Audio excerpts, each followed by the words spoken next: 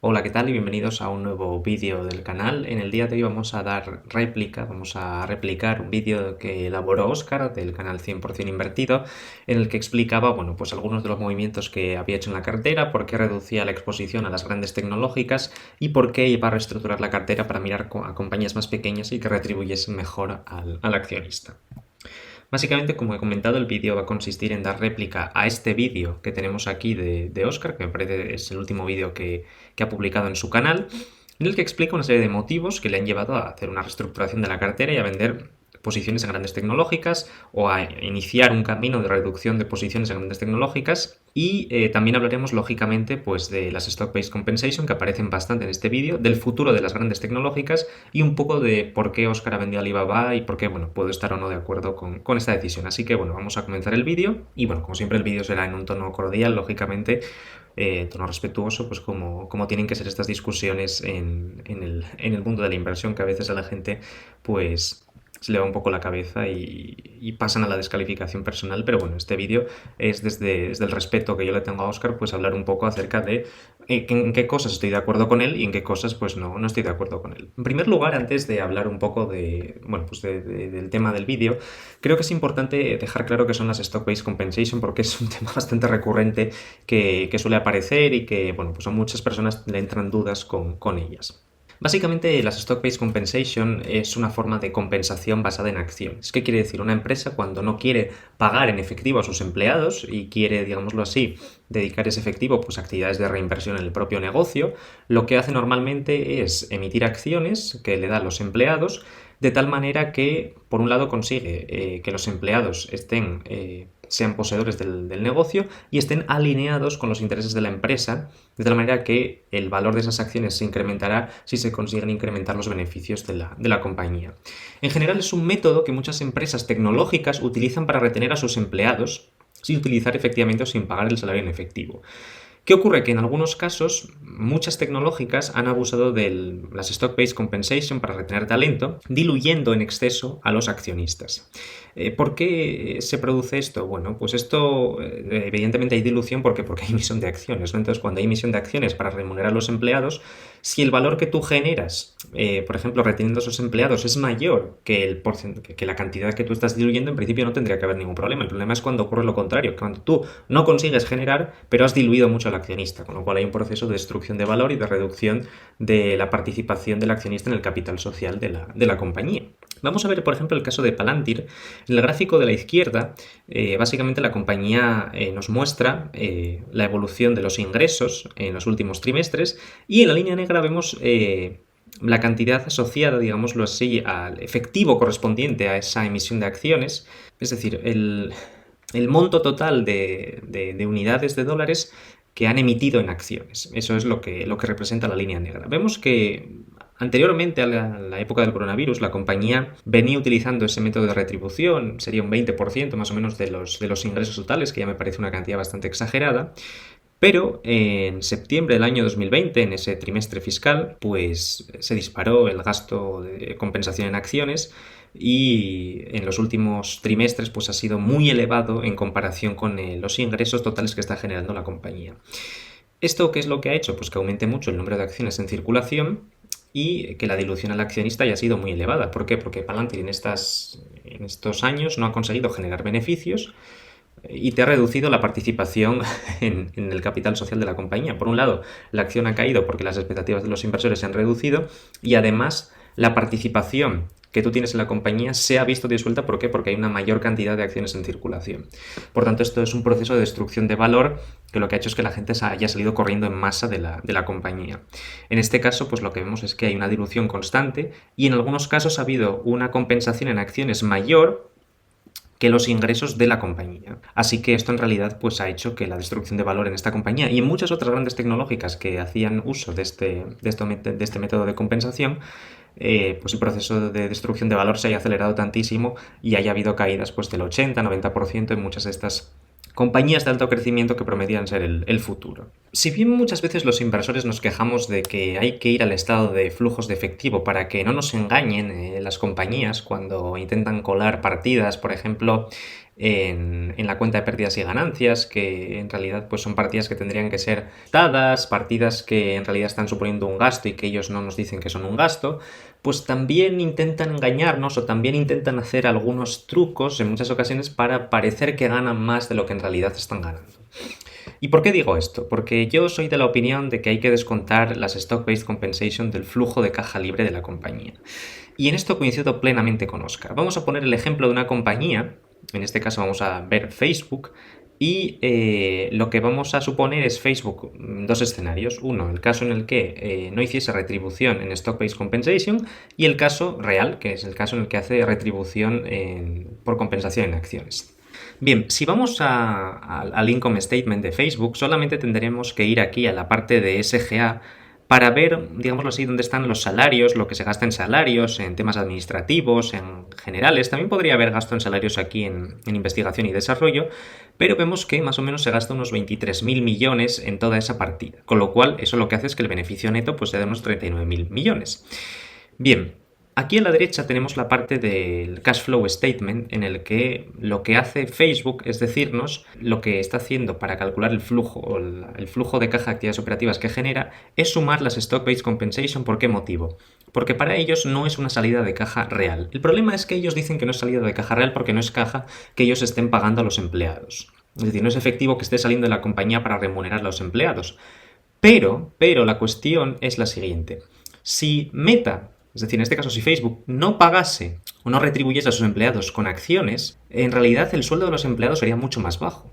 Sería mucho más bajo, ¿por qué? Porque les estaría dando una cantidad menor, solamente les estaría pagando en efectivo y no les estaría remunerando en acciones, con lo cual esos empleados podrían irse de la compañía. Con lo cual Meta, para retenerlos, para que se mantuviesen en la compañía, tendría que pagarles en efectivo, con lo cual esta parte en realidad se iría a esta parte de gastos administrativos, gastos de salarios, y subiría a un nivel de unos casi un poco más de unos 30 billion para Meta.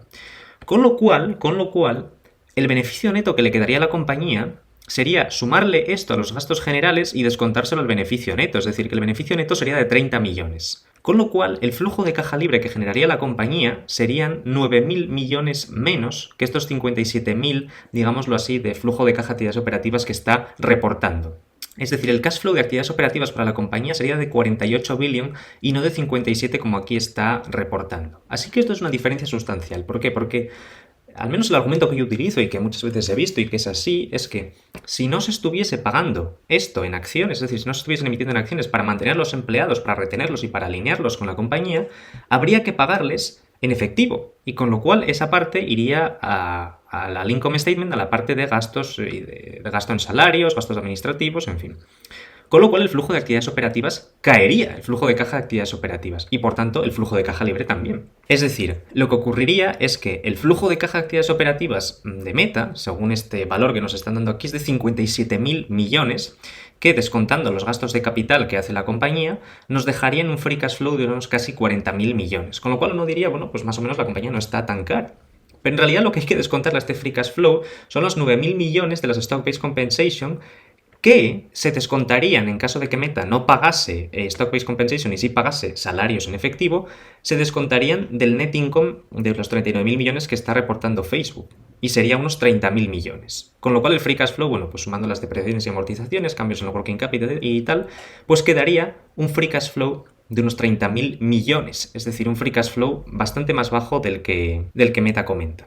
¿Vale? Es decir, estaríamos hablando de que si Meta no pagase stock-based compensation, el free cash flow sería de unos 30.000 millones. Con lo cual, la cuestión es que el free cash flow real de Meta, teniendo en cuenta, descontando esas stock-based compensation, es de 30.000 millones y por tanto, la compañía ópticamente parece estar barata, pero no está tan barata como parece porque hay que descontar ese efecto de salario en acciones. Con lo cual, las stock-based compensation producen un efecto de dilución, lógicamente, y deben tenerse en cuenta a la hora de hacer el cálculo del flujo de caja libre. Con lo cual, las tecnológicas no están tan baratas como en realidad parecen, porque están reportando free cash flows que son superiores a lo que en realidad están generando, o a lo que en realidad estarían generando si no pagasen esas stock-based compensation, ¿de acuerdo? Con lo cual, aunque no supone una salida de caja, sí que son una forma de salario que hay que descontar porque es una actividad además recurrente.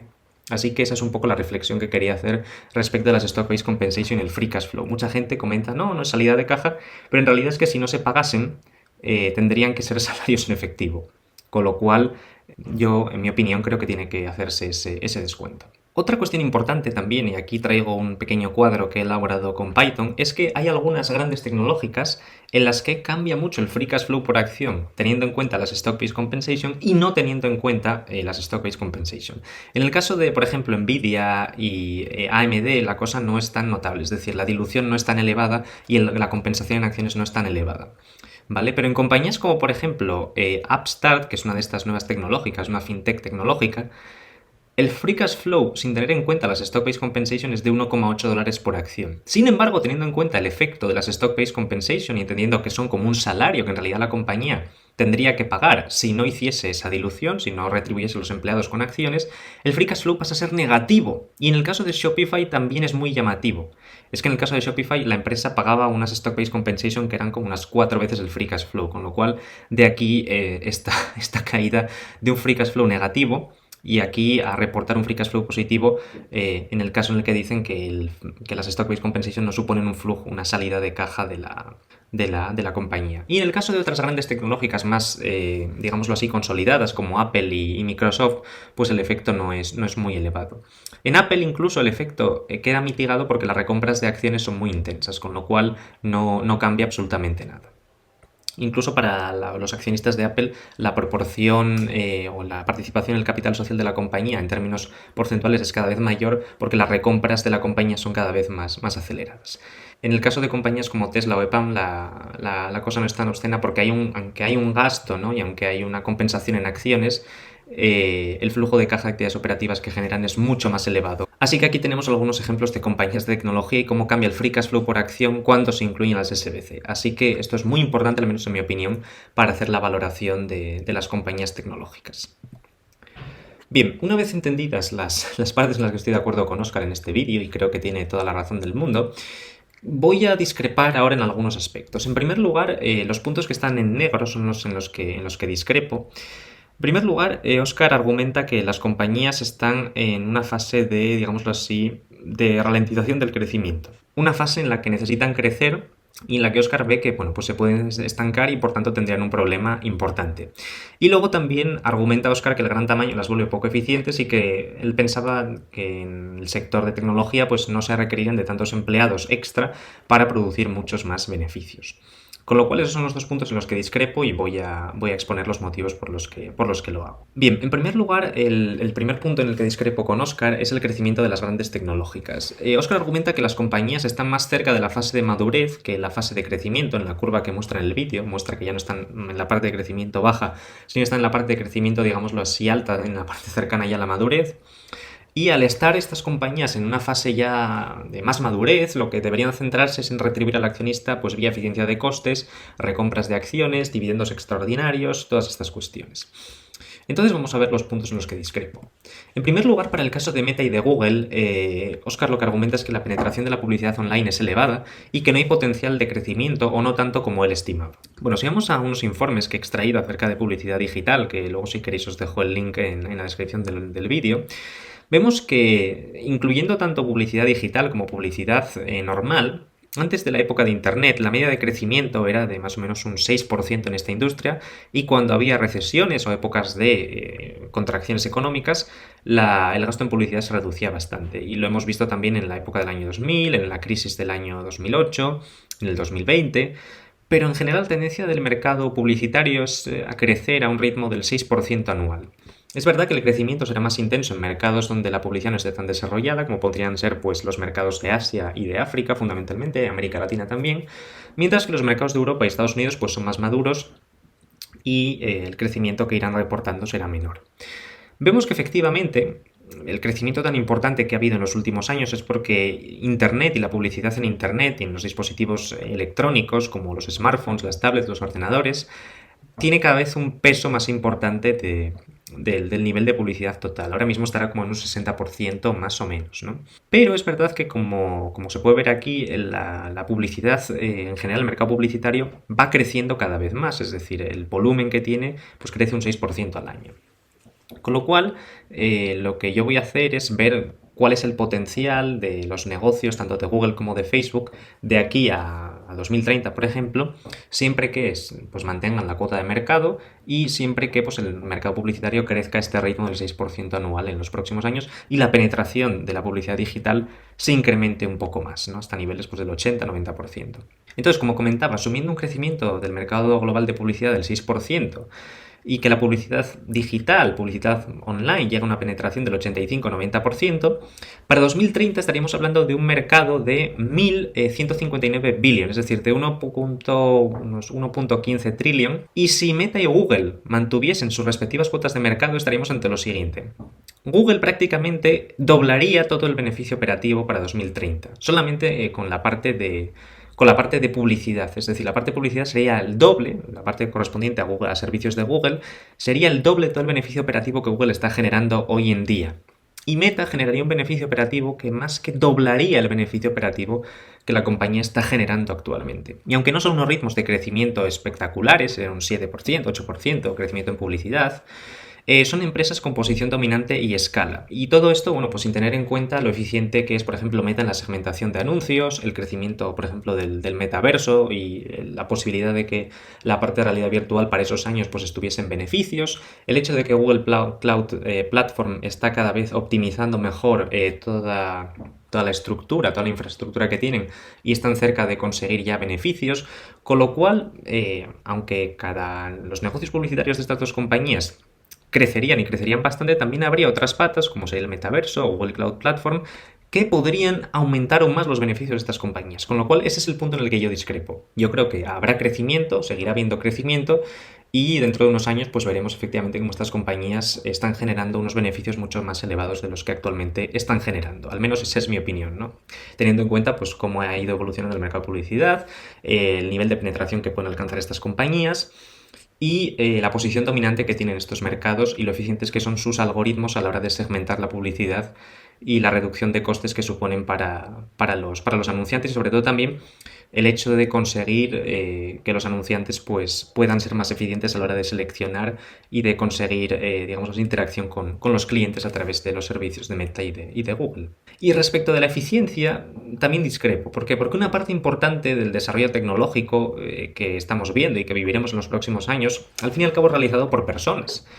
Es decir, grandes profesionales que trabajan en proyectos punteros que lógicamente pueden salir adelante o no, ¿vale? En el caso de, por ejemplo, Meta, la mayor parte de la gente que se contrata y lo que se ve en LinkedIn, pues son los siguientes. Tenemos fundamentalmente científicos de datos, técnicos en data centers, especialistas en realidad virtual, investigadores cuantitativos, especialistas en privacidad. De esto, yo juraría que estos 4 trabajos, es decir, tanto científico de datos como técnico en data centers, especialista en privacidad e investigador cuantitativo, se están centrando en potenciar el negocio core de Meta, la familia de aplicaciones. Por un lado, los científicos de datos para utilizar gran cantidad de datos y optimizar los algoritmos de inteligencia artificial, técnicos en data centers para mejorar la eficiencia de la velocidad de procesamiento de datos en todas las aplicaciones, investigadores cuantitativos para hacer estudios estadísticos de mercado sobre qué tipo de productos y el nivel de, por ejemplo, monetización de algunas aplicaciones de la compañía, especialistas en privacidad para mejorar toda la cuestión relacionada con fuga de datos que puedan tener, y luego especialistas en realidad virtual, lógicamente, para el desarrollo de tecnologías del metaverso. Y en el caso de Google, pues lo que se está contratando fundamentalmente es profesionales relacionados con el cloud, es decir, Google está intentando potenciar los servicios de Google Cloud Platform, especialistas en seguridad, también relacionado con la plataforma de computación en la nube, ingeniería de software para mejorar pues, todos los sistemas de subastas de anuncios, los sistemas de recomendación en YouTube.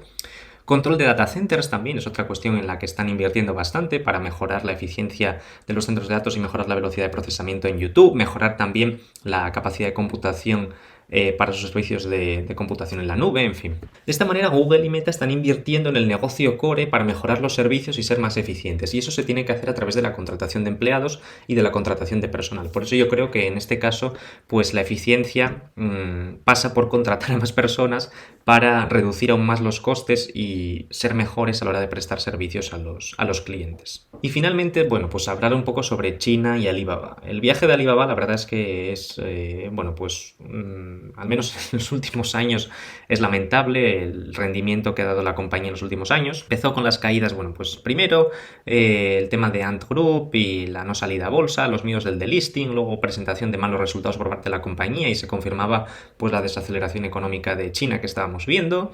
Posteriormente caídas relacionadas con riesgos geopolíticos como la invasión rusa de Ucrania, miedos a que China invadiese Taiwán y que Estados Unidos respondiese, en fin, todo esto parece que ha sido ya capturado por el precio y lo único que podría hacer que yo creo que la cotización de Alibaba cayese más es que se iniciase una guerra o cosas por el estilo, ¿no? Con lo cual, bueno, pues sí que es verdad que puede seguir cayendo, pero parece que todos los escenarios todos los escenarios negativos ya están contemplados en este precio que ha alcanzado la compañía. He encontrado en un artículo de Value Investors Club, aquí tenéis el enlace, si queréis luego os lo dejo también en la descripción, un artículo en el que habla un poco de la valoración de Alibaba, por un lado la valoración del negocio de retail e e-commerce, la parte del cloud, la parte de Ant Financial, la parte de Youku, que es la parte de servicios de streaming de Alibaba, y luego todas las participaciones que tienen otras compañías cotizadas en China. El valor por ADR que le sale al autor de este artículo es de unos 267, casi $270 por acción, pero yo he incorporado una serie de modificaciones porque creo que ha sido demasiado optimista en la valoración, por ejemplo, a 25 veces beneficios del negocio online de Alibaba. Creo que en esta valoración no está incorporando el riesgo país y creo que hay que efectivamente incorporarlo para ser un poco más conservadores en este sentido. Como digo, no creo que se pueda aplicar un múltiplo unas 25 veces al negocio de comercio electrónico de Alibaba, aunque es un marketplace, bueno, es decir, los ingresos son recurrentes, no hay un gasto en capital tan elevado como el hecho de poseer los productos para venderlos. Creo que sobre unas 15 veces, más o menos, que se puede incorporar también el riesgo país, es un valor adecuado. Es importante decir que el segmento del cloud, que ha mostrado una desaceleración, pero no solo en Alibaba, también ha sido en Tencent, en Huawei Cloud, venían de crecer a tasas del 130% y han frenado el crecimiento a tasas del 30-25%, está relacionado con que China está en una fase del mercado cloud aún en desarrollo, una fase en la que están construyendo las infraestructuras de todo lo relacionado con el cloud, lo que se conoce como infraestructura como servicio, IaaS, y esto está más relacionado con el tamaño y el mercado de Internet, es decir, con proveer de velocidad de computación para servidores online.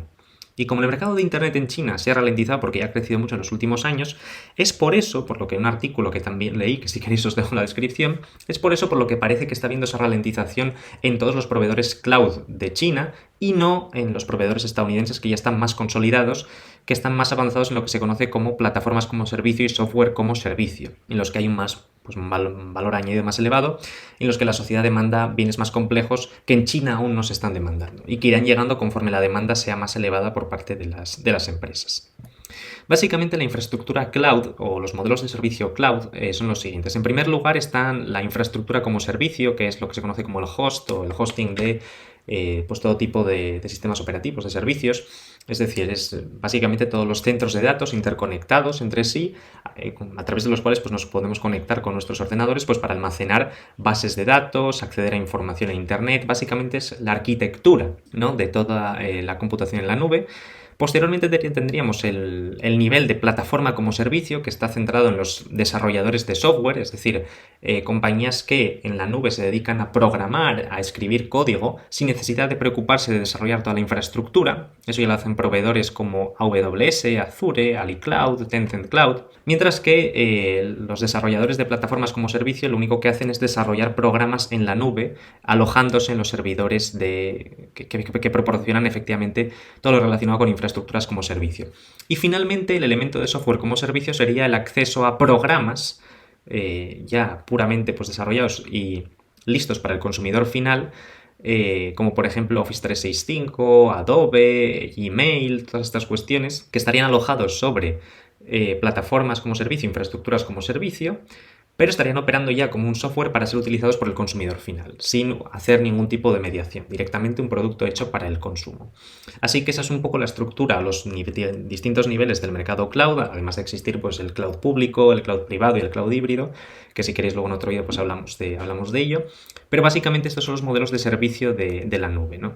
Y China está más en esta fase de desarrollo, mientras que Estados Unidos ya está en una fase de desarrollo en la que ha habido mucho incremento de plataformas como servicio y software como servicio, que es lo que ha hecho que tanto Amazon Web Services como Azure, como Google hayan crecido más que los proveedores chinos que se han estancado más en esta parte y que ahora tendrán que centrarse más en el desarrollo de toda esta parte. Y además se puede ver, si consultáis al iCloud, que están más centrados en SQL, gestión de bases de datos, incrementar potencia de computación y no tanto en el desarrollo de plataformas como servicio y software como servicio. Así que siendo conservador en la valoración y teniendo en cuenta los diferentes segmentos de la compañía, tanto el cloud como el e-commerce, que incluye todo el ecosistema de Taobao, Cainiao, Lazada, AliExpress, Ant, otras participaciones, la caja neta que tiene la compañía más o menos llega a un valor por ADR de unos $200 por acción, que sería una prima respecto al valor actual de un 112%, lo que parece justificar el riesgo geopolítico y de escenario negativo que Oscar comenta en el vídeo. La compañía parece estar haciendo suelo, no sabemos qué va a hacer el precio, si va a subir, si va a bajar, pero parece que el mercado ya ha descontado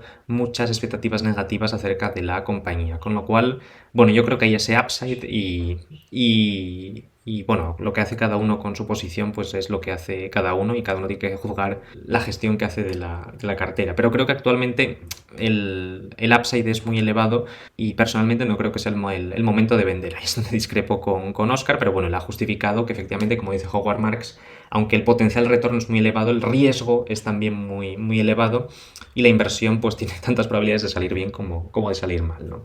Así que eso es un poco lo que justificaba Oscar en el vídeo y lo que yo quería comentar. Así que bueno, pues si os gusta este tipo de vídeos en los que damos réplica a otros vídeos de inversiones, de valoraciones y tal, pues me lo podéis decir y ya sabéis, si os ha gustado pues os podéis dejar un like, suscribíos, activad el botón de notificaciones y ya nos vemos en el próximo vídeo. Hasta la próxima.